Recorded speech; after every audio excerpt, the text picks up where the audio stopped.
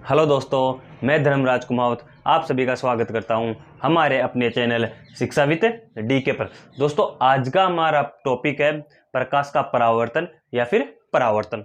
देखो, आज की इस क्लास में हम पढ़ेंगे पहले तो परावर्तन की, सबसे पहले हम पढ़ेंगे परावर्तन की परिभाषा, दूसरा हम पढ़ेंगे परावर्तन के प्रकार, और तीसरा पॉइंट होगा वो हमारा होगा परावर्तन के नियम।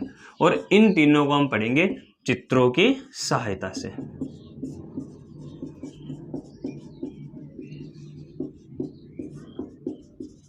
तो हमारा पहला पॉइंट होगा परिभाषा।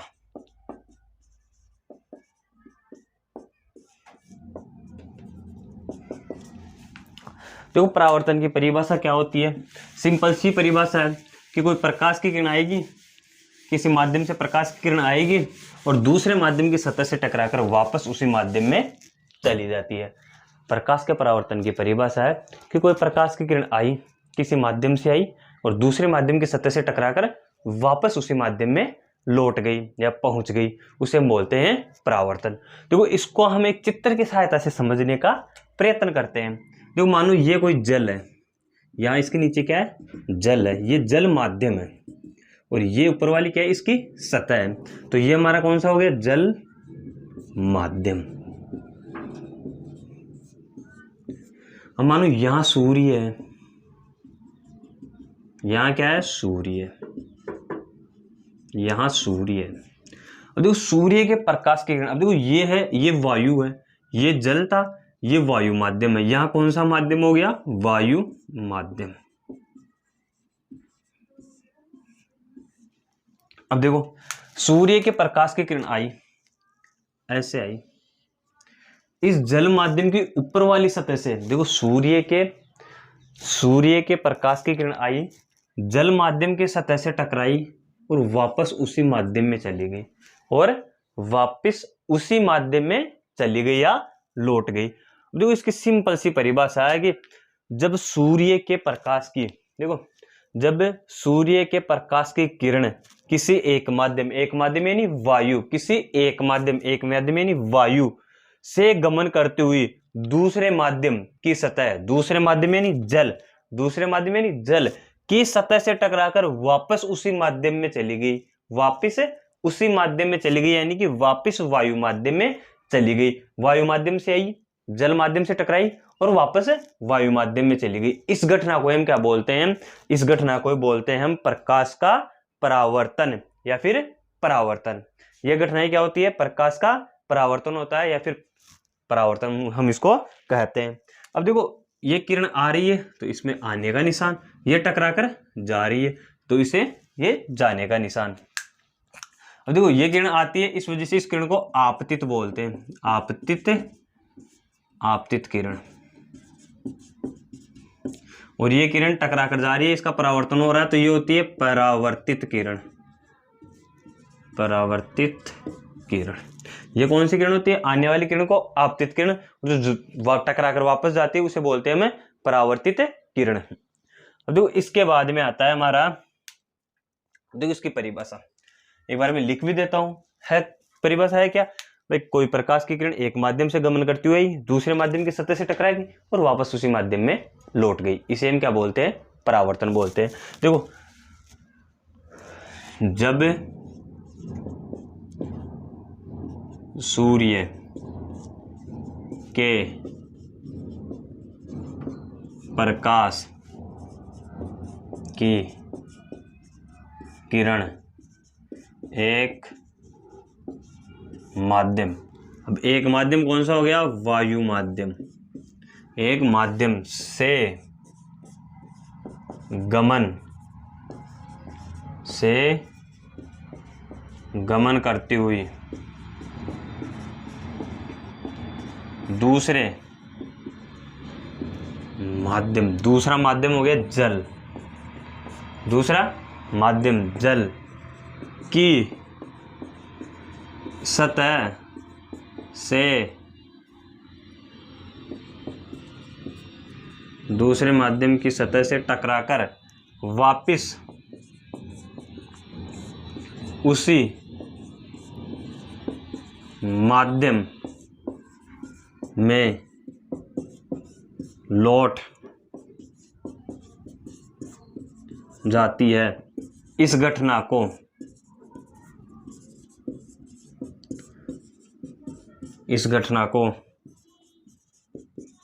प्रकाश का परावर्तन कहा जाता है। इस घटना को क्या कहा जाता है? प्रकाश का परावर्तन कहा जाता है। देखो प्रकाश का परावर्तन किसे कहा जाता है? प्रकाश का परावर्तन कहा जाता है जब सूर्य के प्रकाश की किरण एक माध्यम से गमन करती हुई दूसरे माध्यम यानी जल की सतह से टकराकर वापस उसी माध्यम में लौट गई, उसे हम क्या कहते हैं? परावर्तन। देखो चित्र भी ऐसा कैसे है, सिंपल सा चित्र है। सूर्य के प्रकाश की किरण क्या है? सूर्य के प्रकाश की किरण। देखो सूर्य के प्रकाश की किरण आई, वायु माध्यम से आई, आने वाली किरण को आपतित किरण वायु माध्यम से आई, दूसरे माध्यम की सतह से टकराई और वापस वायु माध्यम में लौट गई। इस घटना को हम बोलते हैं प्रकाश का परावर्तन। अब इसके बाद में आते हैं इसके प्रकार। देखो प्रकाश के परावर्तन के दो प्रकार है, एक होता है नियमित परावर्तन और एक होता है विसरित परावर्तन।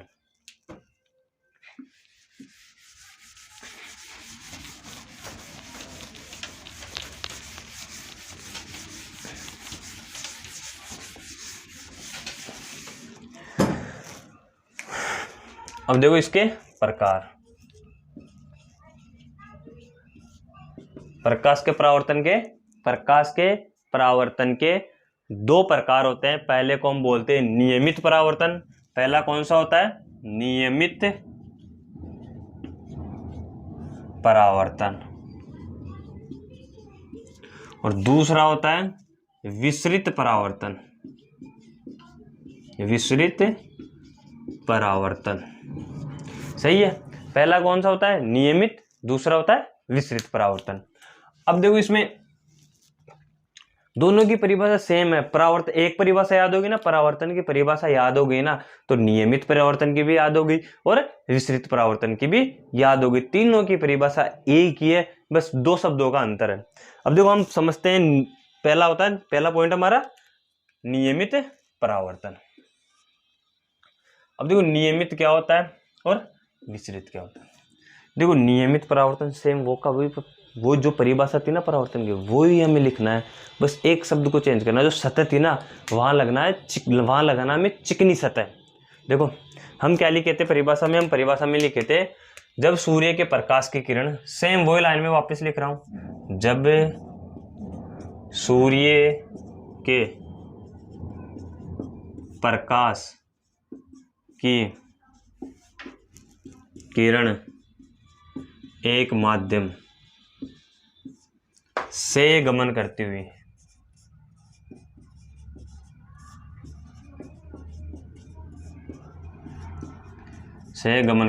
दूसरे माध्यम, सेम यहां तक सेम परिभाषा है, इसमें कोई दिक्कत नहीं है। इस विसरित परावर्तन की भी यहां तक ऐसी की ऐसी हमें लिखना है। जो हम परावर्तन की परिभाषा पढ़े थे ना, बस वही लिखना है। जब सूर्य के प्रकाश की किरण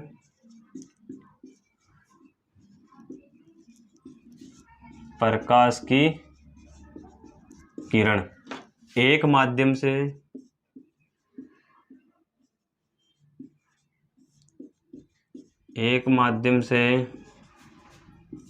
गमन करती हुई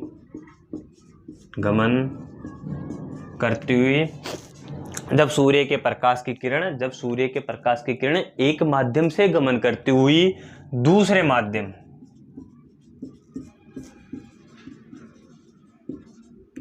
देखो दोस्तों यहां तक तो हम परावर्तन की परिभाषा भी सेम थी, यहां तक नियमित परावर्तन की भी परिभाषा सेम है, और यहां तक तुम्हें विसरित परावर्तन की परिभाषा भी यहां तक समान ही रहेगी। अब देखो इसके बाद में होता है नियमित परावर्तन। जब सूर्य के प्रकाश की किरण एक माध्यम से गमन करती हुई दूसरे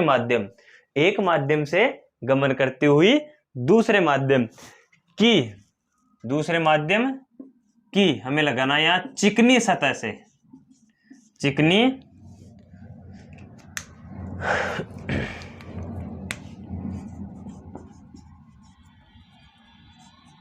चिकनी सतह से टकराकर एक निश्चित दिशा में लौट जाती है, एक निश्चित दिशा में लौट जाती है।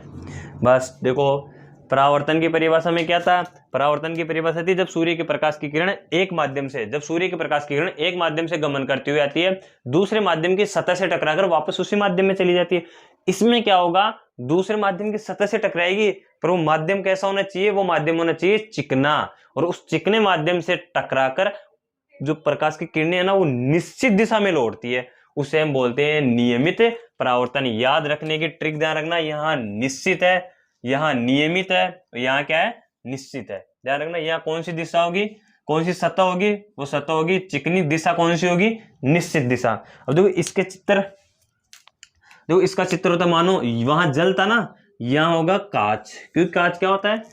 चिकना होता है। ये क्या है? कांच माध्यम, कांच माध्यम।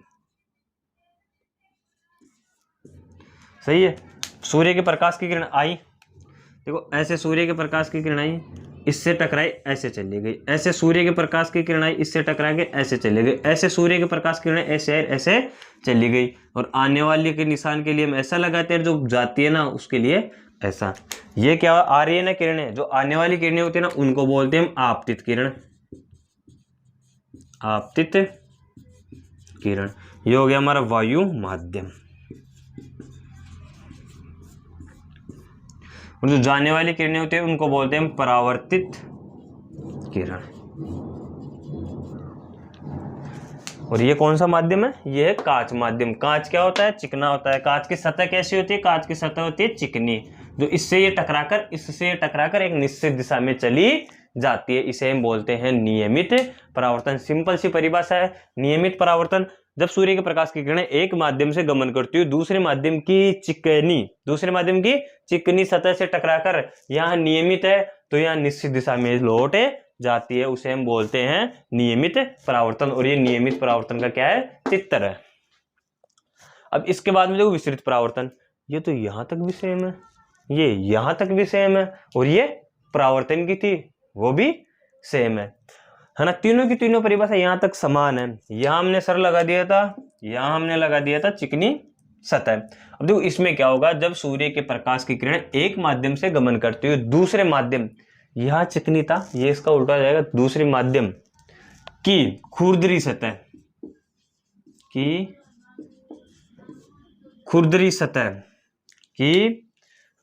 सतह से टकराकर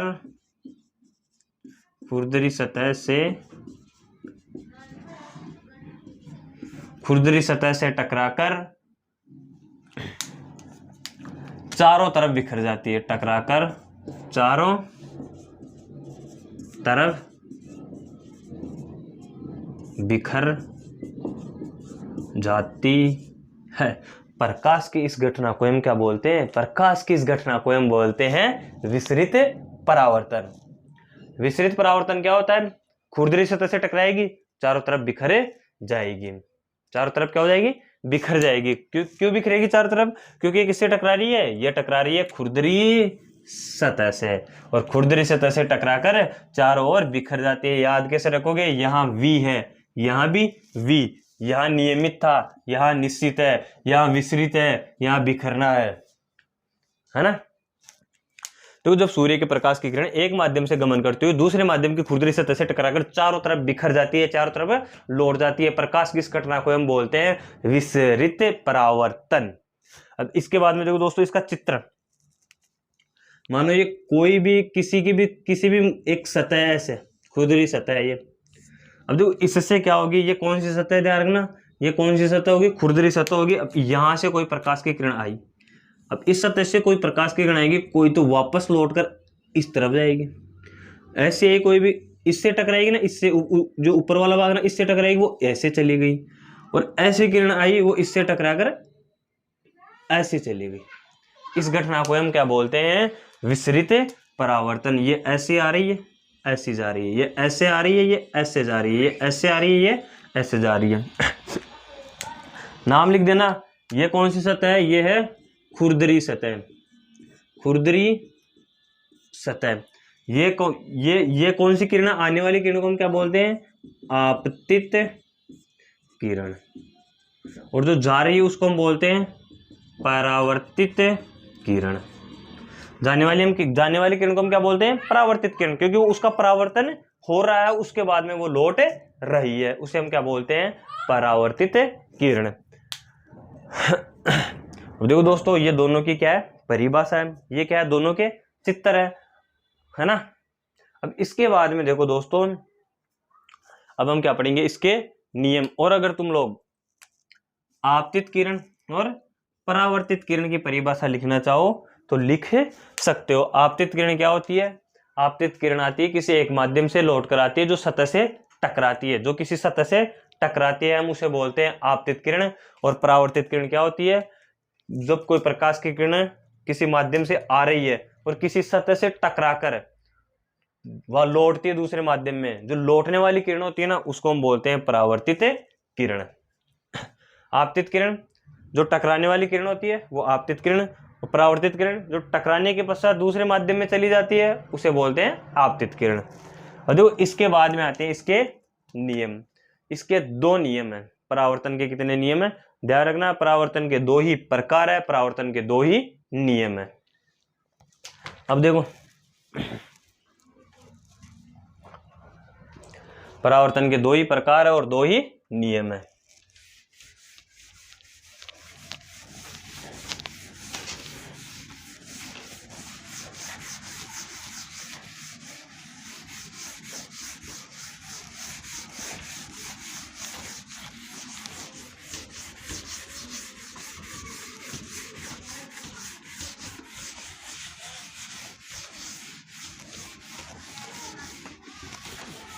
दोस्तों अगला हमारा टॉपिक है वो है परावर्तन के नियम। और देखो, परावर्तन के दो नियम होते हैं। पहला नियम है, देखो पहले तो हम क्या कर लेते हैं, इस परावर्तन का एक बार चित्र बना लेते हैं। देखो मानो ये कोई सतह है, ये सतह है और नीचे क्या है, जल है। परावर्तन के हम चित्र में क्या बनाए थे, नीचे बनाए थे जल। तो ये कौन सा माध्यम हो गया, ये माध्यम हो गया जल माध्यम, और ऊपर वाला कौन सा हो गया था, वायु माध्यम। अब देखो दोस्तों, पहला यहाँ क्या था, सूर्य था। ऐसे मानो ये क्या है, सूर्य है। चित्र बनाने की जरूरत नहीं है वैसे तो, है ना, डायरेक्ट भी बना सकते हो तुम किरणें। देखो एक यानी कि एक माध्यम से प्रकाश की किरण गमन करके आती है ऐसे, और दूसरे माध्यम की सतह से टकराकर लौट जाती है। आने वाली किरण के लिए निशान लगा दो और जो परावर्तित होकर किरण जाती है उसके ऊपर निशान लगा दो। अब देखो दोस्तों, अब जो इसका परावर्तन के नियम आते हैं ना, इसमें एक चीज और आती है, वो होता है इसका अभिलंब। देखो ये होता है अभिलंब। ये क्या है, ये है आपतित किरण। इसको हम क्या बोलते हैं, इसको बोलते हैं आपतित किरण। ये क्या होती है, ये परावर्तित किरण। ये सतह से टकराकर जा रही है ना, जो सतह से टकराकर किरण लौटती है ना उसे बोलते हैं परावर्तित किरण, और जो सतह के ऊपर टकराती है ना उसे हम बोलते हैं आपतित किरण।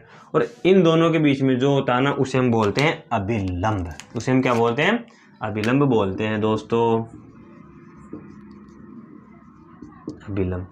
ये क्या है, ये सतह है, ये क्या है, एक सतह है। देखो ये क्या है दोस्तों, ये है परावर्तन का चित्र। अब इसके बाद में देखो परावर्तन का नियम। परावर्तन के दो नियम होते हैं। तो परावर्तन का पहला नियम देखो दोस्तों, परावर्तन का पहला नियम देखो, परावर्तन का पहला नियम यही है। देखो जो आपतित किरण है, कौन सी किरण है, एक तो आपतित किरण, एक हमारी परावर्तित किरण, और एक हमारा अभिलंब। ये तीनों एक ही सतह पर स्थित है। ये तीनों क्या है, एक ही सतह पर स्थित है, और एक ही सतह के भी एक ही बिंदु पर स्थित है। ये तीनों क्या है, कौन कौन से, एक तो होता है आपतित किरण आने वाली, एक होता है परावर्तित किरण, और एक होता है इनके बीच में होता है अभिलंब। ये तीनों एक ही सतह के एक ही बिंदु पर स्थित है। तो ये हमारा क्या है, ये हमारा है पहला नियम। तो देखो परावर्तन का पहला नियम क्या होता है, परावर्तन का पहला नियम होता है आपतित किरण, आपतित किरण। और क्या है, एक तो आपतित किरण और एक परावर्तित किरण, पूरा नाम लिख लेना यहाँ। दूसरी कौन सी है, परावर्तित किरण, परावर्तित किरण। वह तीसरा कौन सा है, अभिलंब। तीसरा कौन सा है, अभिलंब। आपतित किरण, परावर्तित किरण व अभिलंब। अभिलंब तीनों आराम से चित्र में से टिप टिप के लिख सकते हो भाई। आपतित किरण, परावर्तित किरण और अभिलंब तीनों एक ही सतह, एक ही सतह के एक ही बिंदु पर स्थित है। आपतित किरण, परावर्तित किरण और अभिलंब तीनों एक ही सतह के एक ही बिंदु पर स्थित है। यही क्या होता है, इसे हम बोलते हैं परावर्तन का पहला नियम। यही क्या होता है, यही होता है परावर्तन का प्रथम नियम। यही क्या होता है, यही होता है परावर्तन का पहला नियम। अब इसके बाद में आता है दोस्तों इसका दूसरा नियम। देखो दूसरे नियम में क्या होता है, देखो जो ये आपतित किरण, आने वाली किरण और अभिलंब, इन दोनों के बीच में है ना, इन दोनों के बीच में जितनी डिग्री का कोण होगा ना, यानी कि ऐसे समझो ये दूरी और ये दूरी दोनों क्या रहेगी, हमेशा समान रहेगी। इस दूरी और इस दूरी का मान हमेशा क्या रहेगा, समान रहेगा। तो देखो आपतित किरण और अभिलंब के बीच में जो कोण बनता है ना, आपतित किरण और अभिलंब, आपतित किरण और अभिलंब के बीच में जो कोण बनता है ना, उसे हम बोलते हैं आपतन कोण। यहां लिख देता हूं मैं,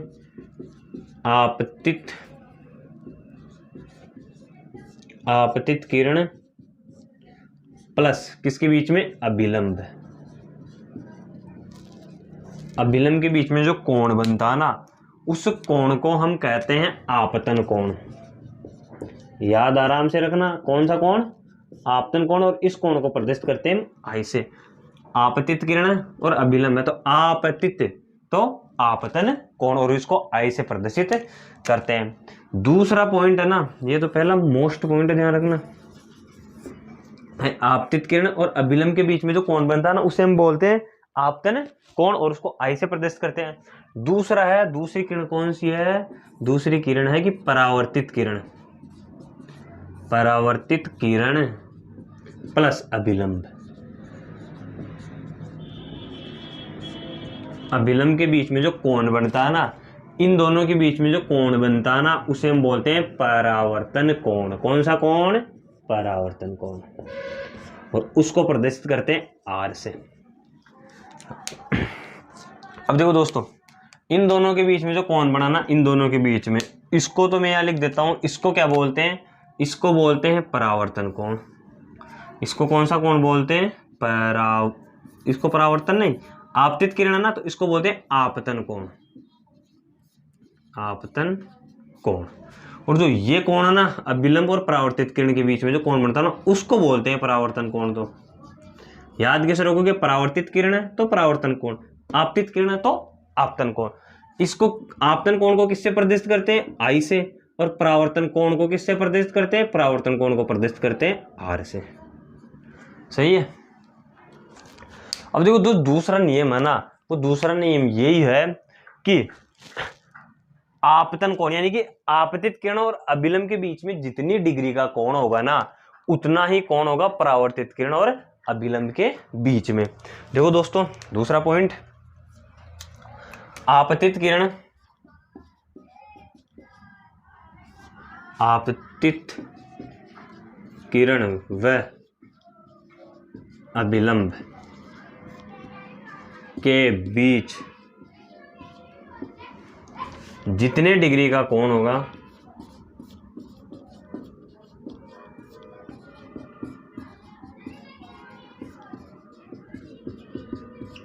जितनी डिग्री का कोण होगा उतना ही कोण